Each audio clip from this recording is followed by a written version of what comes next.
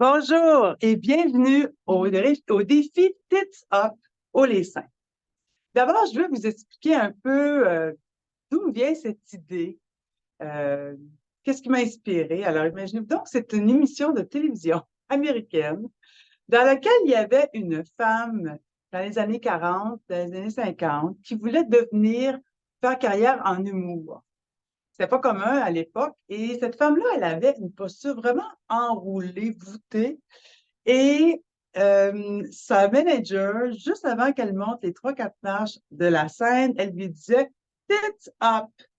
Alors, elle prenait une belle posture, une posture de confiance et elle montait sur la scène. Et c'est ça qui m'a inspiré notre défi. Alors, oui, c'est d'avoir une belle posture, une confiance, c'est d'avoir un corps en santé, un corps heureux. Quelle que soit votre motivation, que ce soit votre look, votre bien-être, diminuer des douleurs, elles sont toutes bonnes. Parce que améliorer sa posture, ça change beaucoup de choses dans notre vie. Autant dans notre attitude, autant dans notre physique. Donc, ça rejoint le mental et le physique, les deux. Aujourd'hui, je vais vous parler du défi, je vais vous parler de mon parcours postural, je vais vous parler aussi il y a voyons, un mythe qu'on va essayer d'éliminer. Ensuite, vous allez avoir du mouvement. Évidemment, ce ne sont pas des exercices d'étirement, de tonification, mais il va y avoir du mouvement parce que le mouvement, c'est la vie. Avant même d'être un corps, on est du mouvement, des cellules qui bougent. Alors, c'est essentiel pour améliorer quoi que ce soit, il faut du mouvement. Et après ça, vous allez avoir les bonnes habitudes à acquérir. Tout d'abord, je voulais savoir si plusieurs d'entre vous avaient téléchargé le guide. Alors, le guide Améliorer sa posture sans faire d'exercice, il y avait déjà pas mal d'informations là-dedans. Et l'information qui était pour moi la plus intéressante, c'était de savoir quelle mauvaise habitude avez-vous l'intention de bannir. C'est ça qui m'intéresse. Et il s'agit de le dire à tout le monde, hein, autour de vous, là, pour vous donner pour vous aider, vous motiver. Faites-le savoir à tout le monde que vous relevez ce défi-là et ça va vous aider à continuer. Puis peut-être vous allez inclure du monde avec vous autres, puis en gang, des fois, ça a une puissance de plus. Alors, ça, c'est une des choses à faire. Ensuite, dans le guide, vous allez avoir ajouté, pas dans le guide, mais dans les journaux, aussi que vous aviez reçu gratuitement, vous allez pouvoir mettre beaucoup d'informations là-dedans. Alors, premièrement, la routine de mouvement, les défis réguliers, savoir combien de fois par jour vous arrivez à le faire, parce que c'est pas une fois par jour là, ce que je vous propose, c'est tout le temps. On veut vraiment, le but, c'est vraiment d'utiliser son meilleur outil, son corps, à sa pleine capacité. Et pour ça, il faut un peu d'anatomie, connaître son alignement, connaître la fonction de chacun, pas de chacun des muscles, de chacun des ligaments, c'est beaucoup trop, là. Mais quand même d'avoir une bonne idée générale de ça. Et lorsqu'on respecte ça, on utilise son corps à pleine capacité dans tout ce qu'on fait. Alors voilà. Thérèse Cordin-Petit qui a inventé, qui est la fondatrice de la gym sur table, posture et entraînement, qu'elle a fait il y a 40 ans. Elle dit que changer sa posture, ça prend l'éternité. Il vaut mieux commencer, sinon ça va être long. Alors voilà, je vous propose déjà de défaire le premier mythe. C'est que on doit absolument avoir les épaules en arrière pour avoir un dos droit.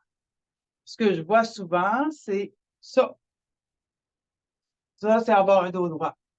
Et non, l'épaule n'est pas faite pour aller en arrière et elle n'est pas faite pour aller en avant. Elle est faite pour être dans la capsule, ici, la coiffe des rotateurs, alignée, avec notre oreille et avec notre hanche. Quand je fais les évaluations posturales, je les fais ici avec les lignes, ça nous aide vraiment pour voir la ligne. Alors, c'est ça qu'on cherche. Alors, si vous amenez vos épaules en arrière, vous désaxez les épaules, vous créez d'autres problèmes. Et si vous les laissez toujours en avant, vous les désaxez aussi, vous créez d'autres problèmes. Il y a plein de causes à avoir des épaules en avant ou en arrière. Ça peut être des muscles qui sont trop tendus, puis d'autres muscles qui sont trop étirés. Mais ça reste un mauvais alignement. Alors, ce qu'on cherche, c'est quand je vous dis tête A, mais c'est vraiment de monter le sternum. C'est pas de reculer les épaules pour sortir les seins. C'est monter votre sternum et l'épaule se place à sa place. Donc, c'est pas un extrême. Même si ça nous fait rire, c'est fun, c'est drôle, c'est pas la bonne posture d'avoir les seins très, très hauts. Alors, ça, c'est la première chose à démystifier, là, à oublier. On n'amène pas les épaules en arrière si vous voulez améliorer votre posture. Plutôt, lever un petit peu le sternum et vous n'aurez plus à penser à votre cou, ni à penser à comment placer les épaules. Vous avez déjà une bonne partie de fait. Maintenant, essayez de tenir cette position-là le plus longtemps possible. C'est un très, très beau défi aussi à faire un petit peu tous les jours. Alors, mon parcours postural, d'ailleurs, je ne me suis pas présentée. Mon nom, c'est Marie Bisson, propriétaire du Centre Kizomba depuis 20 ans. Mon parcours postural, j'ai commencé à l'âge de 18 ans à être esthéticienne et je faisais des mouvements répétitifs, mais une partie assise pour faire les faciales, une partie debout pour faire les maquillages, pour faire les épilations. Et ça, c'était assez sain comme travail parce que je peux travailler une demi-heure assis, une demi-heure debout, une demi-heure assis, une demi-heure debout et ça allait bien. Mais à un moment donné, je me suis spécialisée et j'ai fait de l'électrolyse. Et là, c'était tout le contraire. C'était une position assise, le dos courbé, avec une loupe. Alors, je travaillais sur une toute petite surface pendant 1 heure, jusqu'à l'autre cliente, une autre heure ou une autre 10 minutes. En tout cas, je faisais ça toute la journée. Et ensuite de ça, j'ai été gentille, j'ai remplacé une de mes collègues qui a eu un enfant. Et j'ai pris toute sa clientèle sur mes épaules, qui sont devenues encore plus enroulées et encore plus pesantes et très douloureuses. Ce qui fait que j'ai toujours mon mari ostéopathe qui me soignait, mais c'était pas suffisant. J'utilisais de la glace. Je travaillais toute la journée avec de la glace. J'avais des anti-inflammatoires dans le corps. J'avais mal à l'autre du dos, le cou. C'était pas drôle. Et j'allais me faire traiter, mais ça donnait rien parce que ça ne peut pas rester puisque la cause du problème était les mouvements répétitifs faits dans une mauvaise posture. Alors, j'ai dû arrêter mon travail. Et ça a été un deuil parce que j'aimais l'environnement, j'aimais mes collègues et j'ai dû arrêter ça, tout simplement parce que c'était juste plus possible. Donc, j'ai continué à me faire traiter et là, ça a commencé à avoir des résultats parce que j'avais arrêté la cause du problème. Mais ma posture n'était pas mieux. Quand je faisais de l'entraînement, elle était encore enroulée, ma posture. Ça m'a pris du temps à changer. Alors, j'ai demandé conseil à mon association et eux, ils m'ont conseillé la gym sur table. Et là, j'ai eu de grands résultats. Thérèse Cardin-Petit, la fondatrice de la gym sur table, comme je vous disais tantôt, elle a tout de suite vu à l'évaluation posturale que j'avais les rhomboïdes étirés, que mon pectoral était raccourci, que mon cou était en inclinaison, que mon dos, j'avais pas de muscle dans le dos, mes abdominaux étaient raccourcis. Elle a tout vu ça en une demi-heure. J'étais fascinée. Je commence les cours de gym sur table et que ça a été difficile. Elle me disait toujours de descendre. Elle pouvait me dire 20 fois par jour, par cours, de descendre mes épaules, tellement je les avais toujours en haut. J'avais l'impression d'avoir des fils d'araignée qui me raccourcissaient, comme si j'étais dans un pyjama trop petit. Et là, ce qu'elle me disait de m'allonger, là, c'était difficile, je me rappelle de ça.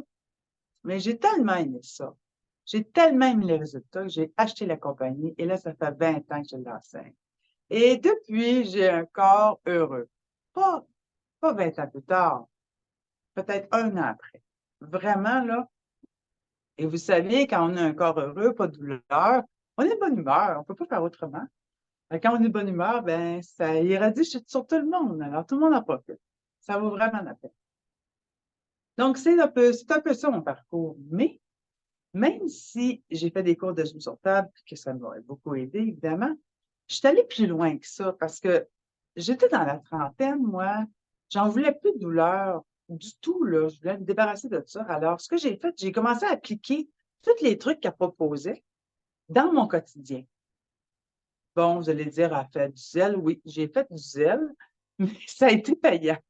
Et c'est ça que je vais vous proposer aujourd'hui. Vous n'êtes pas obligé de faire de la gym sur table 3 fois semaine pour avoir des résultats. Vous pouvez, en prenant des bonnes habitudes, le faire vous aussi à la maison, avoir une bonne posture. C'est possible. Donc, on va regarder ça aujourd'hui. Qu'est-ce qu'on pourrait faire pour améliorer la posture au quotidien?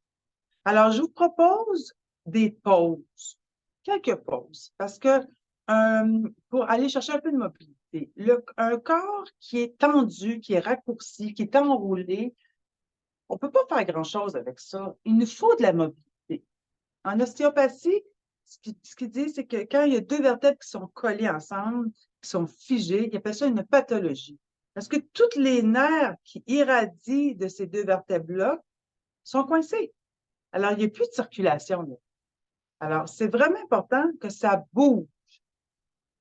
Alors, c'est ça qu'on va faire aujourd'hui. Donc, je vous propose, si vous avez pas de problème de genoux, vous pouvez faire l'exercice à 4 pattes. Je pense aux mères de famille, là, pendant que les enfants jouent à 4 pattes, vous pouvez faire ça. Si vous avez des problèmes de scoliose, vous avez du scoliose, si vous avez un mal au genou, si vous avez une jambe plus longue que l'autre, vous avez mal au bas du dos, prenez la position assise pour faire l'exercice et ça va être très efficace. Si vous n'avez rien de ça, vous avez porté des orthèses, mettez vos chaussures et on peut faire les mouvements debout. Alors, on veut une colonne mobile, alors il faut la bouger. Alors, je vous propose de commencer avec le bassin. Donc, si vous pouvez juste tourner. Alors, imaginez que vous avez deux ischions, c'est le bout du bassin, ici, là, des deux ischions. Vous avez au niveau de mes doigts, là, il y a deux ischions, deux petites boules. Alors, on les tourne. On leur fait faire un cercle. On commence par ça, tout simplement. Tourner, tourner. Alors, vos genoux sont bien souples, là, sont pas tendus. On ne plie pas un genou pour tendre l'autre. Non, non, on garde les genoux bien souples. Tout ce que je vais vous proposer, ce sont des mouvements doux. Ne cherchez pas la sensation, il n'y en aura pas. Ça va être très, très doux. Il y en aura peut-être, mais ça va être très doux. Donc, on y va doucement autour. Et on va essayer de s'aider pour l'apprentissage. C'est-à-dire, si vous êtes visuel, placez-vous au miroir devant vous. Si vous êtes kinesthésique, vous allez toucher la région qui va bouger pour mieux sentir. Si vous êtes auditif, vous faites juste écouter ce que je vous propose, puis ça devrait bien aller. Alors, si vous touchez les hanches, tournez, vous allez sentir votre canter qui roule. C'est une boule. C'est supposé rouler, c'est supposé tourner. Si vous avez un bassin qui est très étroit, peut-être que vous allez trouver ça difficile. Faites-le plus petit. Mais on veut sentir que ça tourne. Il ne faut pas que ça tourne carré. Ça tourne rond. Maintenant, vous allez mettre vos mains au niveau de la cage thoracique. Et là, j'aimerais savoir, est-ce que vous sentez que la cage thoracique bouge ou non? Alors, c'est supposé bouger. Maintenant, il y a des cages thoraciques qui sont très fermées et des cages thoraciques qui sont très ouvertes. Pas nécessairement les épaules en avant, mais montées comme ça, très, très ouvert ici. Et on appelle ça des positions robots, là. Alors, si vous avez ça, ça va être difficile pour vous que ça bouge. Alors, voici ce que je vous propose. Vous allez arrêter de bouger le bassin. Vous allez garder vos mains sur les côtes. Les côtes ici, les basses côtes. Ça pourrait être croisé comme ça si c'est difficile pour vos épaules. Hein. J'ai toujours des alternatives. Vous allez apprendre ça avec.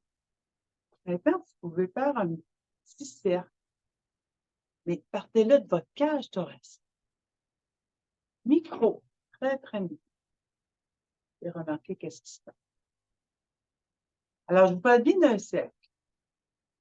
La colonne vertébrale, elle a plusieurs fonctions. Alors, vous continuez ça pendant que je vous parle. Alors, elle a la fonction de flexion, elle a la fonction d'extension, elle a une fonction d'inclinaison et elle a une fonction de rotation. Ça, c'est la fonction de la colonne vertébrale. Je vous propose de la bouger dans tous ses plans par la rotation, par la vrille, moi j'appelle la vrille, qui part du bassin, qui monte ici. Là, on va bouger dans tous les plans la colonne vertébrale. Alors, ça, c'est excellent. Il y a un mouvement que la colonne peut faire dans lequel elle se blesse beaucoup plus facilement. Ça s'appelle la translation. Ça, on veut éviter ça. Là, vous avez fait quand même un bon bout de temps dans un sens, allez-y dans l'autre sens. Alors, si vous avez commencé par le bassin puis ça allait bien, vous sentez du mouvement dans la cage thoracique, vous continuez. Si vous sentez juste pas de mouvement dans la cage thoracique, portez votre mouvement de la cage thoracique et le bassin va suivre. Hein? Il va suivre à un moment donné. C'est bon. Alors, on y va pour ça. La translation, c'est deux vertèbres qui glissent de chaque côté. Alors, comme je vous ai dit tantôt, au bout ici, là, des vertèbres, il y a les nerfs qui passent là. Alors, quand vous avez une translation, là, il y a un risque d'accrocher les nerfs. Alors, il y a ça. Et il y a très peu de mouvements comme ça. Encore, à moins que vous ayez une perplexité ligamentaire, là, vous pouvez bouger beaucoup comme ça. Mais il y a beaucoup de métiers ou de mouvements dans le quotidien qui nous fait faire ça facilement. Moi, quand j'étais électrolyste, je faisais ça facilement. Je me déplaçais là, j'allais là. Mais quand on fait la vaisselle, c'est la même chose. On est là. Au lieu de déplacer notre poids sur une jambe, on déplace tout notre tronc comme ça. C'est difficile, c'est facile de se blesser. On le fait aussi dans la voiture. Hein. Vous allez chercher quelque chose en arrière, vous tournez, vous allez chercher loin, puis vous revenez, vous êtes en translation, en rotation, en charge. La pire place pour vous blesser, c'est pas mal cet endroit-là. Alors, on essaie d'éviter les translations. Donc là, on s'est rendu à sentir le pouls. Mettez vos mains dans le. Continuez votre mouvement, alors que ce soit du bassin, que ce soit de la cage thoracique, et là, le cou devrait aussi être impliqué. Il faut quand même penser que la colonne, c'est du coccyx à la base du crâne. Alors ça aussi, c'est supposé bouger. Donc, je vous propose de faire ça plusieurs fois par jour afin de dénouer votre colonne vertébrale. On veut que le corps soit libre, qu'il bouge pour pouvoir, après ça, intégrer des nouvelles habitudes. Alors ça, c'est la première chose. Le deuxième défi, c'est la respiration. La respiration, c'est direct du système nerveux central. Alors ça, c'est la première façon d'activer notre système nerveux central, c'est la respiration. Je vous l'ai montré dans l'intro. Alors, c'est inspire, gonfle le sternum. Expire, rentre le ventre. C'est pas une inspiration super profonde. On veut juste ça. Inspirer, gonfle le sternum. Les épaules se placent, on a parlé tantôt. Et expire, serre le ventre. C'est pas une bascule du bassin, c'est pas un serrage de fesses. C'est juste ça. Inspire, gonfle aussi. Et expire, serre le ventre. Tout simplement. Donc là, au moins, peut-être une dizaine de fois, vraiment, allez-y, là. Et expire, serre. Alors, imaginez, à toutes les heures, vous faites une dizaine de respirations. À toutes les demi-heures, vous faites votre mobilité ou l'inverse, peu importe. Ce qui est important, c'est de prendre le temps de l'écrire dans votre journal. Combien de fois vous le faites par jour? Combien de fois vous faites la routine? Qu'est-ce que ça vous apporte à la fin de la journée? Puis de le faire tous les jours régulièrement et surtout, surtout ne pas vous juger. C'est un défi d'observation et de découverte. Je vais vous faire des mouvements, puis vous voulez savoir qu'est-ce qui vous fait du bien pour qu'à la fin des 6 semaines, vous puissiez choisir, moi, c'est celle-là qui me faisait le plus de bien, et que vous la continuez jusqu'à temps que, elle vous apporte moins de bien-être. Là, on change pour une autre. Vous allez avoir un éventail et un vocabulaire de mouvements et de bonnes habitudes qui vont vous faire du bien. Alors, c'est ça, là, la magie, là. Vous allez l'avoir. Vous aurez juste à continuer après, là. Puis si vous manquez de motivation, viendrez à mon centre, s'entraîner avec moi, en privé ou en groupe. Ça me fera plaisir de vous motiver. Alors, maintenant, je vais vous proposer tout de suite une bonne habitude, même si on se revoit vendredi à midi et demi pour l'habitude de la semaine, mais celle-ci, elle est vraiment facile à appliquer. Et je vous raconte ça parce que il m'est arrivé Bon, on pourrait dire une bad luck. Ce qui est rare. Moi, je suis assez chanceuse dans la vie. Alors, on était à la fin de la semaine. J'étais fatiguée de ma semaine et je me suis installée pour aller dans mon lazy boy et je me suis laissée tomber dans mon lazy boy. Et c'était un vieux lazy boy que j'ai. J'en ai un plus neuf, un plus vieux. Puis j'ai fait ça dans le plus vieux. Et là, je me suis cognée le coccyx et j'ai eu mal pour presque un mois au coccyx. J'en revenais pas que ça m'arrive à affaire de même.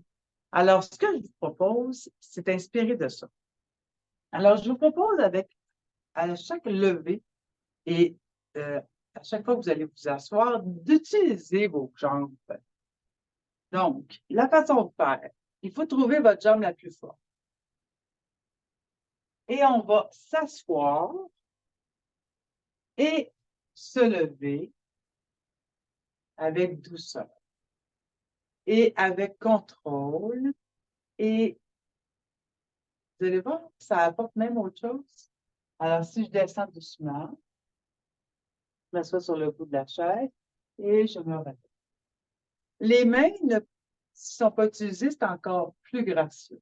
On descend, on n'utilise pas les bras et on se lève. Donc, vous remarquerez que je ne me donne pas un élan. Non, ça se fait en douceur. Alors, pour tonifier l'autre jambe, on mettrait l'autre jambe devant et on s'assoit dessus.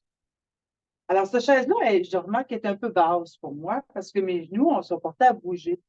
Alors, si vos genoux sont portés à aller vers l'intérieur, vers l'extérieur, c'est pas idéal. On veut que les genoux restent alignés avec le deuxième orteil. C'est une question importante, un alignement important à respecter.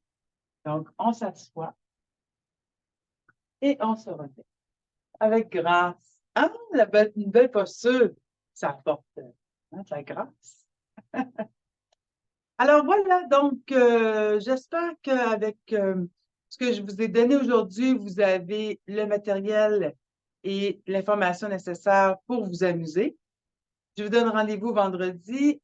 Parlez-en à vos amis, ce serait le fun que tout le monde puisse profiter de ce défi-là. Il est gratuit en plus. Voilà. Alors, je vous souhaite une belle journée, une belle semaine et à vendredi. Tourlou.